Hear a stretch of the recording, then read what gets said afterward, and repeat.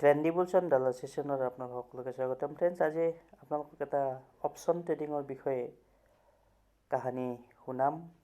এই কাহিনীটো মই ক'ৰবাত আগতেই শুনিছিলোঁ, কিন্তু আজি মনত পৰি গ'ল। এই লাইনটো দেখা পাই এই লাইনটো এটা ইউটিউব চেনেলত দেখা পালোঁ আৰু আপোনালোকৰ লগত শ্বেয়াৰ কৰোঁ বুলি ভাবিলোঁ। লগতে সেই ষ্টৰিটো মনত পৰিল, গতিকে আজি আপোনালোকক অপশ্যন ট্ৰেডিঙৰ ৰিয়েলিটি কি হয় এই ভিডিঅ'টোত অকণমান বুজাবলৈ যত্ন কৰিম। গতিকে ভিডিঅ'টো চাব, আপোনালোকে হয়তো বুজি পাব যে অপশ্যন ট্ৰেডিং কৰিব লাগে নে নালাগে। মনত ৰাখিব, মই কোনো অপশ্যন ট্ৰেডিঙৰ অপ'জ বা ছাপোৰ্ট কৰা নাই। আন এটা পিকচাৰ আপোনালোকক দেখালে গম পাব। शादी का लड्डू जो खाए वो भी पछताए और जो না খায় वो भी पछताए। আপোনালোকে হয়তো শুনিছে এই লাইনটো জানিও কিন্তু কোনোৱে বিয়া নকৰাকৈ নাথাকে। বিয়া কৰাৰ টাইমত বিয়া কৰায় আৰু এটা ৰিয়েলিটি। ঠিক তেনেকৈ অপশ্যন ট্ৰেডিঙৰ এটা ৰিয়েলিটি। যেতিয়া ষ্টক মাৰ্কেটত আহে, মেক্সিমাম মানুহে অপশ্যন ট্ৰেডিঙৰ জালত পৰিবই। যেনেদৰে সকলো মানুহে বিয়া পাতিবলগীয়া হয়। কোনোবাই হয়তো কয় আপোনাক যে বিয়া নাপাতোঁ, কিন্তু শেষত দেখা পাব তেখেতেও এদিন বিয়া পাতিবলগীয়া হৈছে।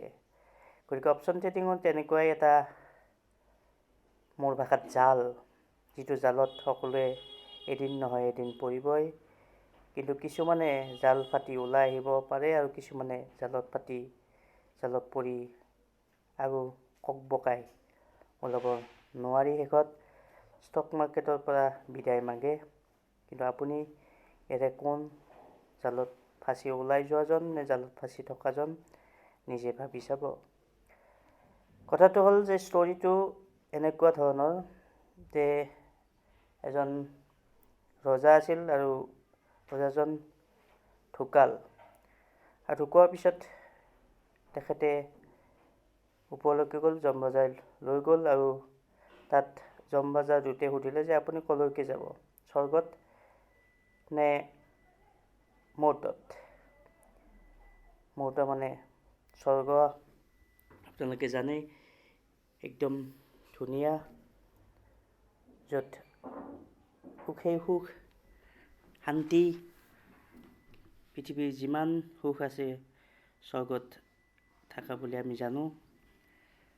আচলতে স্বৰ্গ বা নৰক এনেকুৱা কিবা বস্তু আছে নে নাই ৰিয়েলিটি কোনেও দেখা নাই, আমিও নাজানো। কিন্তু আমি শুনিছোঁ যে স্বৰ্গত সুখ আছে, সকলো শান্তি, আৰু মৰ্ত্যত বা নৰকত তেনেদৰে কোনো সুখ শান্তি নাই। কিন্তু ৰজাজনে ভাবিলে যে এটা কাম কৰা যাওক, যে স্বৰ্গ আৰু নৰক যিহেতু মই নাজানোৱেই কোনটো ভাল কোনটো বেয়া, গতিকে ৰজাজনে ক'লে যে মই দুটাই এবাৰ চাব বিচাৰিছোঁ। যে যমদূতে ক'লে হ'ব, তেতিয়াহ'লে বলক মই আপোনাক প্ৰথমতে স্বৰ্গই দেখাই আনো। স্বৰ্গত গ'ল ৰজাজন, গৈ দেখা পালে সকলোৱে নিজৰ নিজৰ কামত বিজি, ধুনীয়া সুখ শান্তিৰে নিজৰ নিজৰ কাম কৰি আছে, কোনো ডিষ্টাৰ্বেঞ্চ নাই, শান্তিয়ে শান্তি। কিন্তু ৰজাজনে ভাবিলে মইতো মৰ্ত্যত অলৰেডি কিমান কাম কৰিছোঁ, কিমান যুদ্ধ কৰিলোঁ, কিমান টকা পইচা সম্পত্তি কৰিলোঁ, এনেদৰে শান্তিত কোনে থাকে, এনেদৰে বহি থাকি মই ব'ৰ হৈ যাম। গতিকে ক'লে মই ইয়াতে নাথাকোঁ, ব'লক নৰকখন চাই আহোঁ।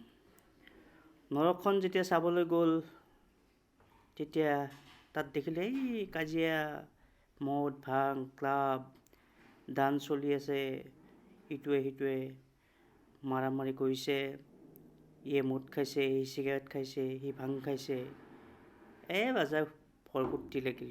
মই ইয়াতে থাকিম, লগে লগে কৈ দিলে, কোনো বিবেচনা নকৰি তেখেতে ক'লে যে মই ইয়াতে থাকিম। তেতিয়া দূতে গৈ আকৌ যমৰাজাক ক'লে যে তেখেতে তাতে থাকিব। তেতিয়াহ'লে যমৰাজাই ক'লে যে থৈ আহক তাতে।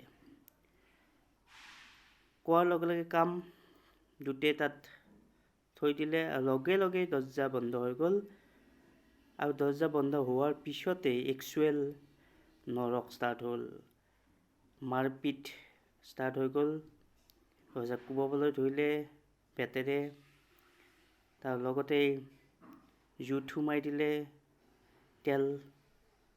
তেলত ডুবাই দিলে, আল্টিমেটলি পকৰা বনাব ধৰিলে।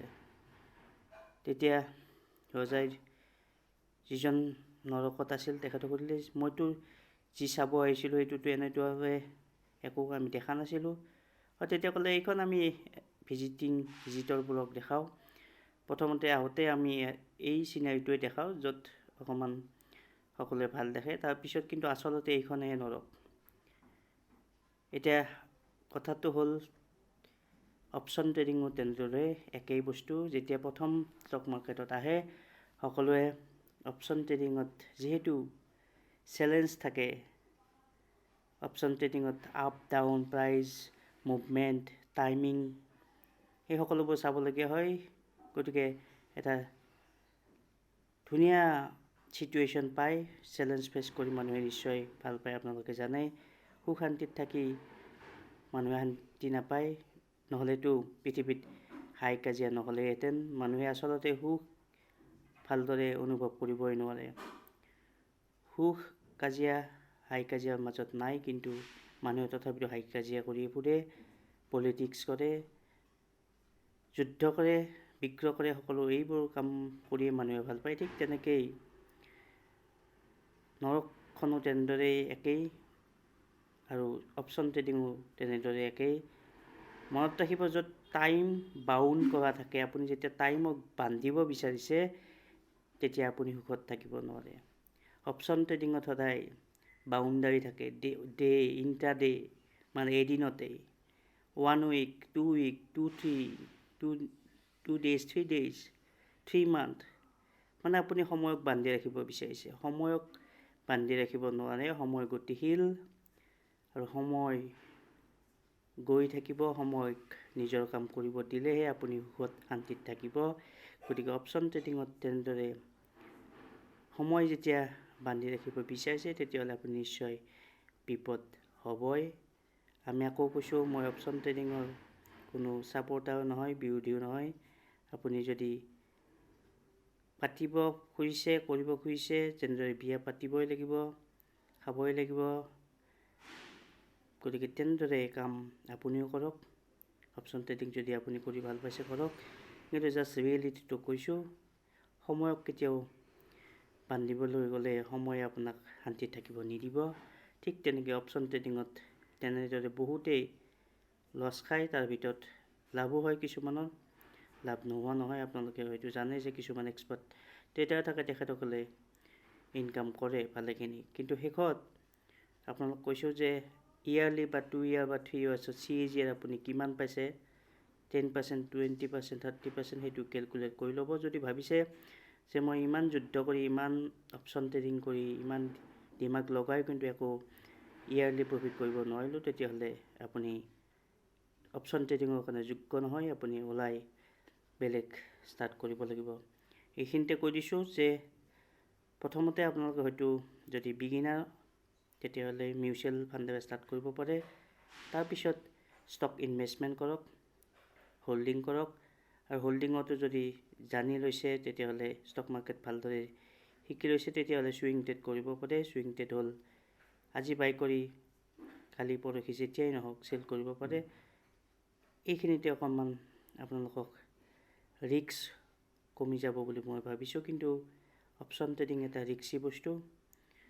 যদি এক্সপাৰ্ট নহয়, অপশ্যন ট্ৰেডিং কৰাটো উচিত নহ'ব। ধন্যবাদ।